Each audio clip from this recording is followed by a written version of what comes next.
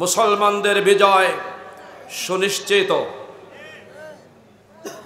আস্তে করে বলেন ঠিক। মুসলমানদের বিজয় দিবেন কে? কোরআন বলছে, আল্লাহ পাক কোরআনে কারীমের ভিতর বলেছেন, ওয়ালা তাহিনু ওয়ালা তাহজানু ওয়া আনতুমুল আ'লাউনা ইন কুনতুম মুমিনিন। চিৎকার মেরে আল্লাহু আকবার। আমাদেরকে আল্লাহ বলছেন, তোমরা যদি খাঁটি মুসলমান হও তাহলে বিজয়ের মালা তোমাদের গলায় পরিয়ে দেওয়ার দায়িত্ব আমি আল্লাহ পাকের। জোরে বলেন ঠিক না বেঠিক? আল্লাহ যা বলেছেন এর ভিতরে বিন্দু মাত্র সন্দেহের কোনো অবকাশ নাই। There is no doubt about it. আস্তে নয়, জোরে বলেন ঠিক না বেঠিক? প্রিয় ভাই ও বন্ধুগণ, শুনতে এসেছি কোরআন কি? আরো জোরে বলেন। বাবা হুজুরের কিচ্ছা কাহিনী নয়, গল্প গুজব নয়, নিরেট কোরআনে কারীম থেকে আমরা কথা বলবো ইনশাআল্লাহ। জোরে বলেন ইনশাআল্লাহ।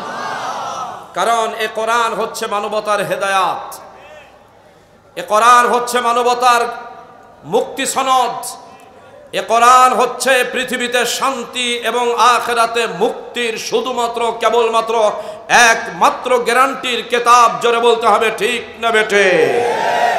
সে কোরআন থেকে আজ জাতি বহু দূরে আছে বলেই ইসকনের মতো সন্ত্রাসী জঙ্গি সংগঠন 94% মুসলমানের দেশে আদালত প্রাঙ্গণে সাইফুল ইসলাম আলিফের মতো আমাদের কলিজার ভাইকে শাহাদাতের অমীয় সুধা পান করতে বাধ্য করেছে।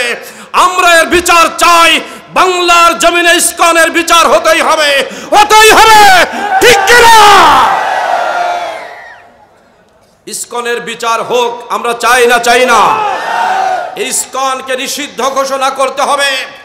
বাংলাদেশ সরকার, ইউনূস সরকারের তত্ত্বাবধায়ক সরকারের প্রধানতম দাবি হচ্ছে, প্রধানতম করণীয় হচ্ছে বাংলাদেশে স্থায়ীভাবে জঙ্গি সংগঠন ছাত্রলীগকে যেভাবে নিষিদ্ধ করা হয়েছে, জঙ্গি সংগঠনকে বাংলার জমিনে নিষিদ্ধ করতে হবে।